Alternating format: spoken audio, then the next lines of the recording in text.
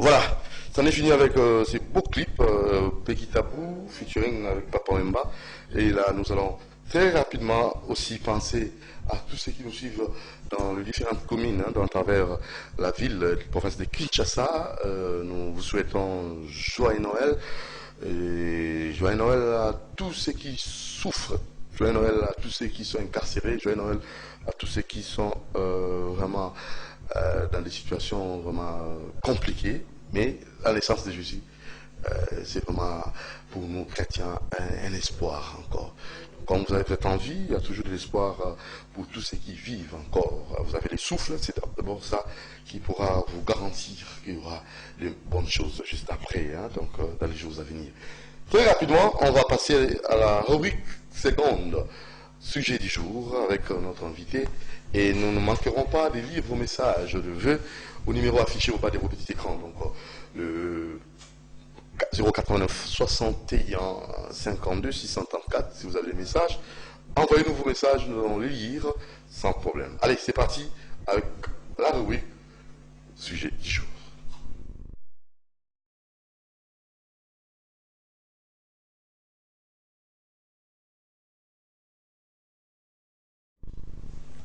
Voilà, c'est ça. Alors, comme déjà annoncé, secteur Oetikali, Oesengeli, vous allez préconiser pour nous permettre décollage dans beaucoup de choses, décollage moko ya malunga peto qui ne penza pour na tina likambo to baki to koyamba ndiko na biso maître Clément Ngonde Ntswaka on a été kusulu la penza sur le na bokebi penza pambatiza litumba hein tout ça kati ya fête à Noël na ba venir musuto moni ba décoration ba célébrer ba décoration ba venue demanda ko songolo pakala ba célébrer ba décorer ba anda ko na bon soit ba décorer tu sais et parce que vas-y à rouler à terre et puis il y a tu sois à monter mais dès qu'on a ça où est Noël à soukati à Noël où il y a la onga où est important et ça beaucoup na biso te la malam beaucoup za malam makama beaucoup za malam po kimia et ça na katsango po esengo et ça la po na batu banso pourtant tu ko fêter tu fêter biso banso fêter na visika sous fêter dali visika sous na bakolela visika sous massacre na malamu mingi te secteur nino etikali ko tsenye ko préconiser pour tobima na kati ya mikakatano na mboka na biso mais celui venu antimba non celle aux onda biso na bokebi monsieur Gabi Makuta ne sort recrutement vous allez ba partenaire à Makasi ya tranche oyo monsieur Gabi Makuta, c'est équipement pour ça m'a amené na katamboka na biso. Vous savez pour soutenir tranche oyo. Et vous avez malamu mingi. Monsieur Gabi Makuta. C'est équipement. La Serge Bisouki, on a équipement. Ingénieur maître Clément Ngonde Ntswaka. Joyeux Noël encore. Joyeux Noël. Je te trouve en forme, hein? Très en forme. Par la grâce de Dieu. Tout marche. Tout marche. Mais ni kolongwanda côté combien wa cleaning kuna température ya psychophanie zanding. Bon. Est-ce que dans la ambiance moko festive ou comment est-ce que vous avez trouvé vous faites laisser ban soigner na ban décoller yo quartier na yo observation nous sali constat nous sali. Bon, d'abord il y a un calme total parce que les gens méditent aussi hein. Les journées à Noël méditation. En méditation. Méditation. Oui. On médite pour nos frères et sœurs qui souffrent. Au bas de mon apasi. Les autres tout le monde a passé, mais je ne peux pas si on les kezali. Je suis joué le garoléate. Je suis un hôpital. Je un bon foot à quoi bien hôpital. Quand on a vu ça, bazo kufa na beni na est kuna. Et ça passe. Je sais pas l'année. To remercier la Kanzambe. Ndenge abateli biso et puis tout ça aussi la gloire wana parce que yé mutaza maître ya temps maître la circonstance so il a décidé onyo subaza ko sala biso mabe onyo subaza ko tumisa biso onyo subaza ko nyoko la population pour na ba intérêt na bango privé ye nzambe oyo asali likolo na se soki adeside kolongola bato wana mokili akoki mpe kolongola bango lokola azolongola bango te gloire à Dieu peut-être azopesa bango ntango abongwana parce nzambe apesaka moto ntango ebele moto abongwana ya omoni vraiment ya la méditation bato mingi engouement penza eza te bon eza fete mo mpe ya méditation c'est vrai toza kobondelaka nzambe ye aleka liboso ye nde kolo changement parce que bato babosana te nzambe nde kolo changement c'est pas changement ezaka motu te jamais ça c'est vrai ça c'est bien dit hein changement eza ya nzambe donc il faut beaucoup se confier à Dieu et quand les gens se confient à l'homme non maudit l'homme qui se confie à l'homme mais c'est ça donc ça c'est la Bible ce n'est pas ta parole c'est pas ma parole Bible lobby maudit l'homme qui se confie à l'homme biso lelo tokumisaka bato lelo tokumisaka institution nous devons avoir des institutions fortes que les hommes forts yango wana mokili na biso ekele bozoma na biso nous sommes punis nzambe azolekisa biso na nzela tososola tozonga pa na ye moko ah oui tososola biso tozososola te totela bato tososola te tozotela batalelaka elikia na moto Fabrice Ngudia nayebi yoko osani on a okenda losambo kala ka koya msala 6h nayebi te elikia na moto te et secteur nini oyo tosengeli ko préconiser pour décollage ya solo ikwa kosalema na kati ya mboka na biso na bafeti boye ozomona pena ngobima ndako bina madame nayo botani na bana botani yo mona mano papa kimi bina kimina na ezo dada ata ba 23h ala nayi poazi suka na musuku suka na pression okepe plus ngwe mati talo dola pe mati oui bannir c'est paradoxe pays riche population pauvre c'est terrible les gens ne vivent pas comme il faut les gens souffrent ce n'est pas la chaîne d'opposition, par le Belakamabe, non, chaîne on a CCTV, il voit toujours le mal partout, c'est faux, papa, maman, c'est faux. Soyez bien, maintenant ça va bien. Moi, je suis en train de regarder la TV, je dis mon tir regarder la TV.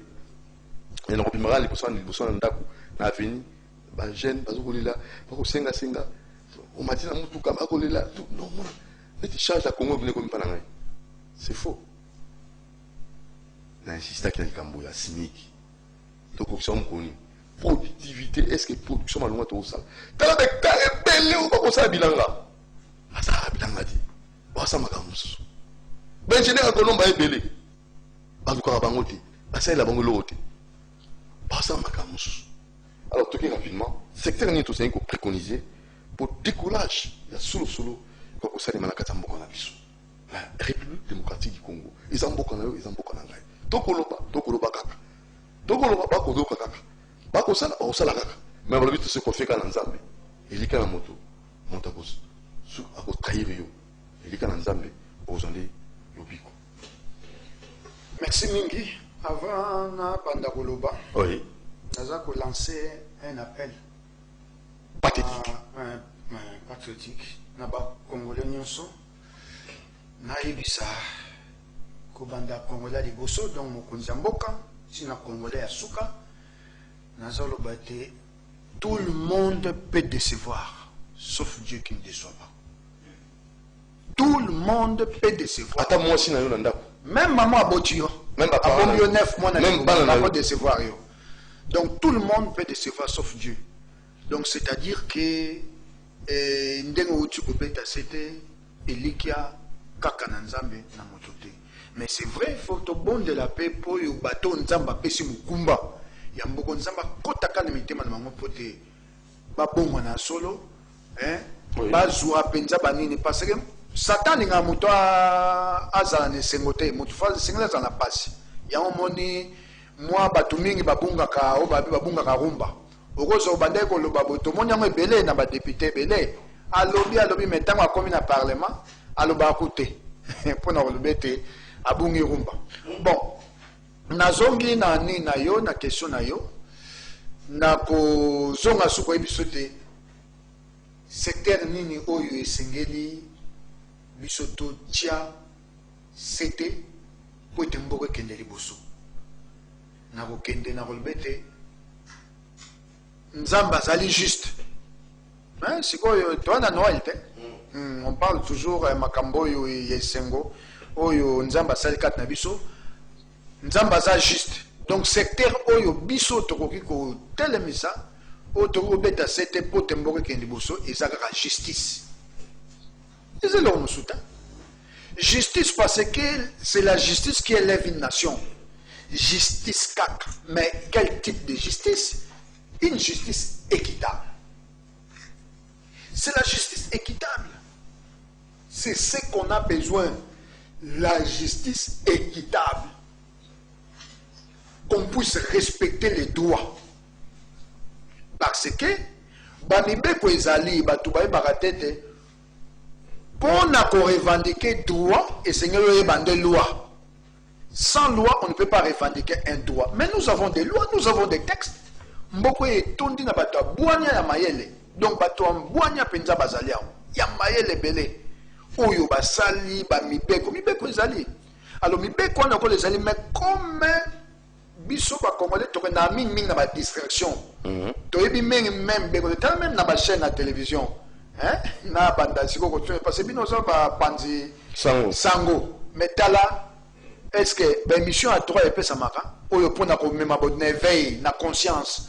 Muta yeba o nako sa moninga te nako finga te nako sa boete o nako fona nako yiba mbongo ya leta te soki na yibi mibeko bo est-ce que eloba maka promotion ya droit basala lati alors sikoyo soki penza ba tia accent awa mona kaka bon nako ko condamner ba chaîne te mais so na kena chaîne o eza chaîne ya leta wana eza nango ba dépense ate passer y a un budget bo ba chaîne privée na ko comprendre passer pour ça la na ba moyen de bord na bino faut luka ba publicité yango bo za biloko mingi ya matière ya publicité et bongo chaîne nationale ba émission ya droit les abonnés oyo pona ko mema mutu na éveil mutu ayeba les abonnés ils abonnent. Donc, c'est-à-dire, il faut aller belé, le roi de Bachaka, la publicité, il y a Masanga, le roi de Bachaka, la nini, la musique, le roi de Bachaka, pas le bloc belé, c'est les allez belé, éducation. Parce que la richesse, on a l'ingaraté, le bête Congo, et Zamboka, il y a la richesse, il n'y a pas le bango. Parce que les Akamwa sont les mouquets, même ceux qui les bandes de Bamboka, la richesse est riche. Mais les riches, mais tout ça, il y a une richesse. Nous sommes là.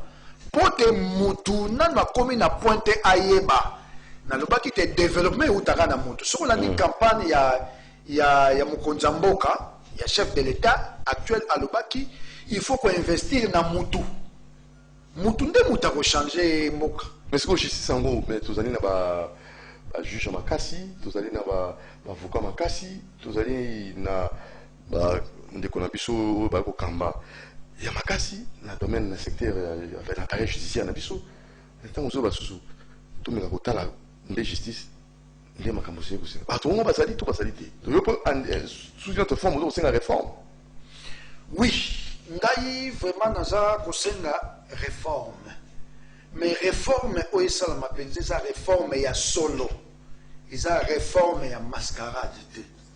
Parce que au moins justice, tout ça va pouvoir misato. N'habitez so bien, mais mission faut ça rébeller papa. Faut même moto et même à quelle classe té. Mais on a su qu'être une école primaire mais enseigner y a notion. Tout ça va pouvoir misato. Tout ça va pouvoir au babengi pouvoir législatif. Autokouti ba député. Oyo baba ça mais keliami beko par rapport à l'évolution en société. Tout ça va pouvoir moko au babengara pouvoir judiciaire. Oui. Donc, pouvoir judiciaire, donc, judiciaire, tout le monde a justice. Tout ça, on a pouvoir, on a bien pouvoir exécutif. Pour gérer au quotidien. Alors, mais maintenant, il faut tout est-ce que les trois pouvoirs, ils ont ça la madame? Alors, justice, ou on a senga pene pa ya mokonyamboka, et sengeli au moni pour na token de liboso atika justice. Donc justice c'est la libre.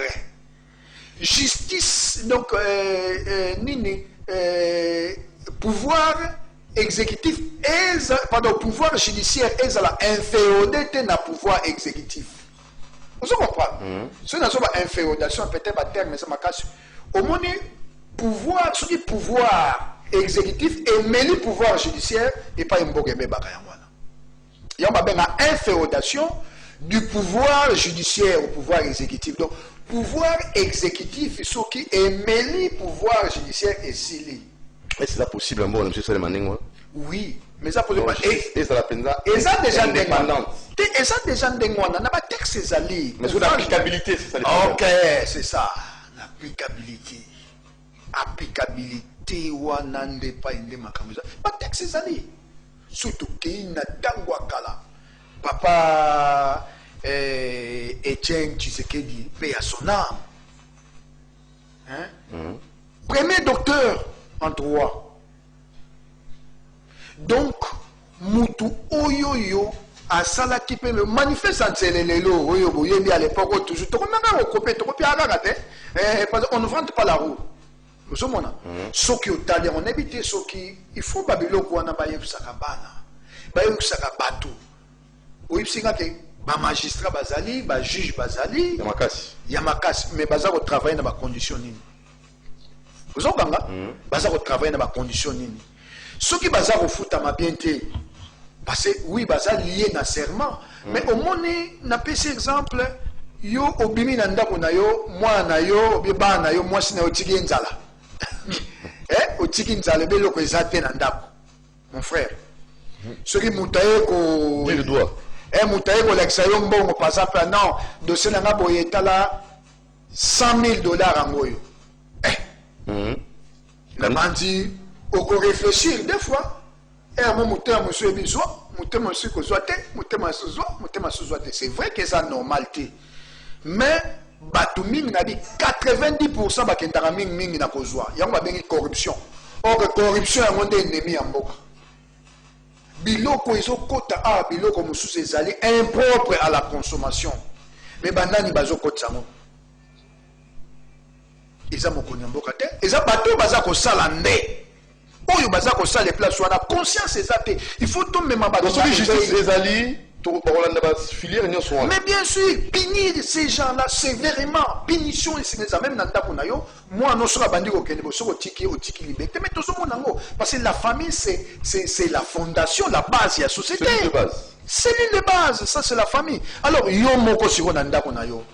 Toké na ndako na yo, moi na yo azonga kaka 22h, azonga 22h, yo papa sokota 20h, moi na zonga 22h, 22h tikaye, o tiki liberté. Alors yango to bengi impunité. Toujours na batu penza o baza ko bebi samboka, o baza penza ko o babi enrichissement normal illicite. Blanchiment d'argent. Toujours mon nango boye. Mais pourquoi cette faiblesse? Mais toujours ça les logotés. Mon frère, il n'y a pas une classe. Toi, la classe, on va bien la classe intermédiaire. Elle est toujours la classe intermédiaire. Classe moyenne. Classe moyenne, on va dire classe moyenne. Et dans la vie sociale, les accueils. Ok, classe moyenne, il faut ça là. Il y a un mécanicien qui va envier un ministre. Ceux qui sont la classe moyenne. Aux journalistes, tu ne peux pas envier un député. Parce que aux autres vivre na yo bien mon que aux autres est-ce que toi dans le yango malunga ou il faut permettre à ce que makamone on est kokisama ok quand le kamone va simigité donc ça mena simigi na mboka oyo justice sociale tout dit justice sociale tout à fait c'est possible ça c'est possible parce que surtout sur le la sociale ming bagam social mon na moto musu aux journalistes kende kaka tambusa micro tuna bato social et l'accès au monde a battu mingi pas répondre de parce que mission est comme ça battu social est tout ce qui accompagne l'homme au quotidien donc c'est le vécu quotidien de la personne to bon de la mingi na Bible nzambe pesa biso kwanga ekoki lelo yango na social pesa biso kwanga ekoki lelo le pain quotidien c'est ça le social c'est le vécu quotidien de la personne tout ce qui accompagne l'homme au quotidien notamment le travail. On a besoin du travail, le logement, le transport, la sécurité, la santé, l'énergie, eau et courant. Donc, ils ont un indice social. Maintenant, justice sociale, on a ce qui est télémi, ce qui va mettre en haut commence à punir les gens. Nalobaki ngai nabi na mokonzi ya mboka o naza kosenga to construire na ba prison ko ndeko nanga dudu. Ah bon? To ça ba prison. On ferme les prisons. To ça la ba prison. On crée les écoles. Ngai kutu po na ngai to ça na no école te. To kena na priorité be école te. On ferme les écoles, on crée les prisons. To ça prison. Ba vraiment na lokola na zali pour moi. Nabi po na ngai to ça la ba prison misato. Ba prison misato ya malamu, prison ya malamu. C'est-à-dire prison moko, oui. Batia bao kaka ba détourner mbongo à l'état. Puis bateau soit dit prison là, détourner mbongo à l'état, puis même moto il a détourné mbongo à l'état et c'est il ba sambi ça audience c'est solennel donc public. Donc c'est-à-dire elle les canaba chef pour décourager tout à fait. Pour former les modèles. OK, pour former les modèles, on doit former les modèles. On n'a pas de modèle dans Mboka. Donc ba modèle basana bango mais si on a bien applicabilité ya qui modélisme wana. C'est le problème. Ça cause problème. Donc, surtout ça, il y a prison. Il y a prison. Il y a prison. Il y a prison. Détourner à l'état. Prison, il y a criminel. Donc, c'est déterminé par les criminels. Oh, monsieur, c'est catégorisant. Monsieur, c'est ali wana peneza lokola ba Guantanamo. Mais n'habite là parce que la torture est abolie normalement c'est vrai mais et puis que ça là on a la province belé. Yo ça monte par exemple il y a Congo central. Alors, ça, par exemple, quoi qu'il y ait na prison, moi, dans la province, je total dans la aux en a bien. Et puis, na prison, on a tout la chambre, monsieur, ça faut ça. Bon, ils allaient bâtir la chambre. Alors, il y a par exemple, on appelle ça PDG. DG, il y a société publique. On a par exemple, Kangyo na Moïbo, qui a 5 ans. Ça veut chambre par jour, par exemple, $50. Bon, il y a une chose dans votre ben d'abord. Très bien. Trop ben d'abord, on a kuna. Au moins, bon, ils ont un trésor public. Donc, tu former ma garde. Donc, monsieur Clément Gonde, tu as proposé création à prison. Créer la prison épelée. 3 prisons. Parce que les gens pas si peu. Et puis, il faut former ma garde de prison. Donc, il va sanctionner. Sanction. Donc, 2020, tu as créé 3 prisons. Oui. Création à prison, j'ai fait ma modèle les alliés. Oui. Oui, pour créer une prison. Oui. On peut mettre on peut mettre je te donne un exemple avec on a parlé de 6 millions la fois passée non il y a 6 millions il y a 15 millions donc il y a 6 millions il y a 6 millions il y a 6 millions tu ça là alternance tu ça là 3 grandes prisons il y a bien 6 millions oui bien pour que la prison le ça bilanga bilangue koya mon frère dans moins de 6 mois tu as bilan ceux qui te découragent partout Batika mes gestion vous allez voir qu'on va faire quoi on va maximaliser les recettes et minimiser les dépenses qu'est-ce qu'il y a l'état et qu'on a un bon ébélé un bon moment tu commences à l'école tu commences à des avocats des magistrats qui ne sont pas corrompus mais il y a même avocat ça moto des magistrats pas ça moto ceux qui magistrats est-ce que tu sais qu'on peut récuser un magistrat on peut récuser un juge ceux qui jugent parce que juge bazapé na ba chef na bangoti magistrature to ali na conseil supérieur à magistrature pas continuellement bazati sanction donc vraie sanction nul n'est au-dessus de la loi 2020 nul sera au-dessus de la loi à tout voilà Congo central bon quelle justice 15 millions quelle justice n'habitez bon ça justice baike bakosala mibeko baliki bayibi mibeko ka ya mboka na biso to bozwa justice alibanda ndeba ko kaka biso balali kaka biso mon frère na biso par exemple tous na armée à bien oui que tout ça va vaillant militaire ça c'est connu alors mettez-les seulement dans de bonnes conditions de travail fait to tia bango na condition à travail azokende ndaku azokende musala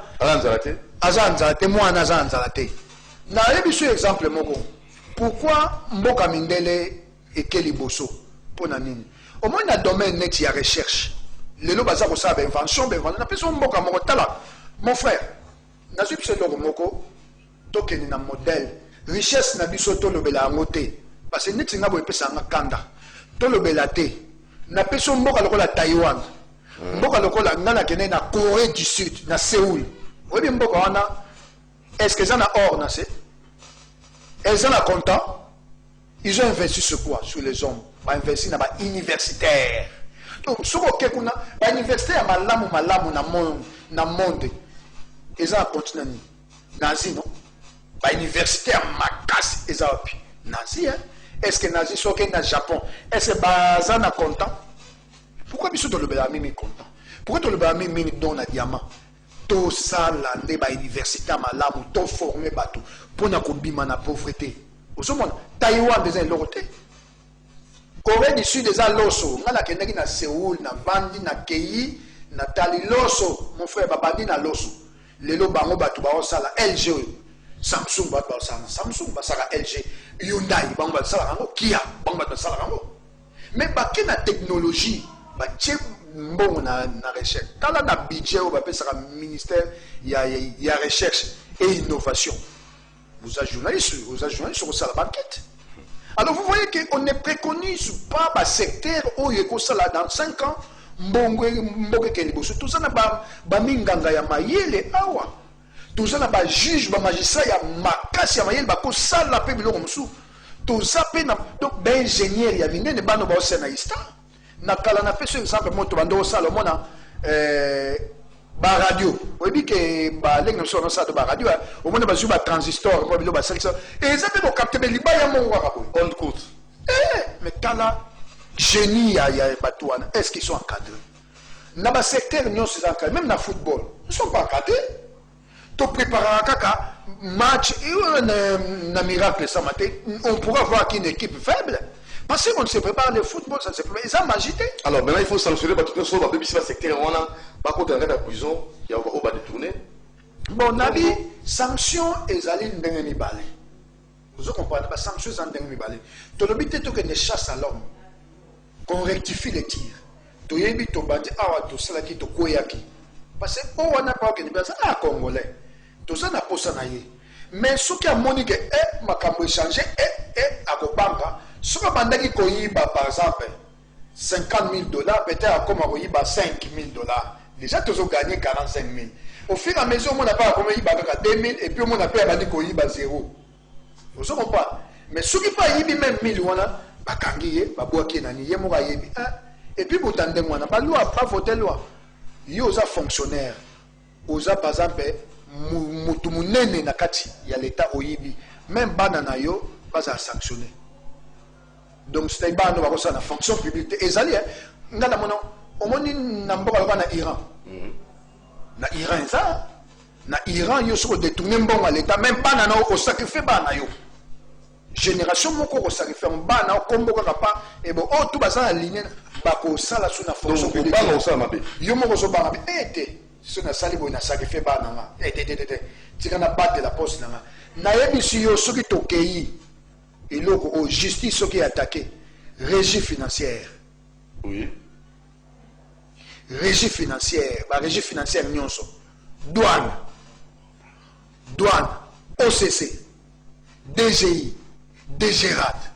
Soki penza batie penza bagarde fou ezali na pêche exemple na ba na TV mukolo moko oyebi avec OCC4 ba recette monsieur Rosama et ko futa ba chômeur nyonso ba chômeur congolais oyebi bien avec seulement d'importation avec ba article de importaka oyo de importaka oyebi to ko sala structure pour na futa ba chômeur congolais. Quand je dis chômeur, par exemple, la qualification, à ça, on aime. Donc, pour dire qu'on peut décoller, secteur, il y a justice. Il y a des clés pour le décollage. Clé.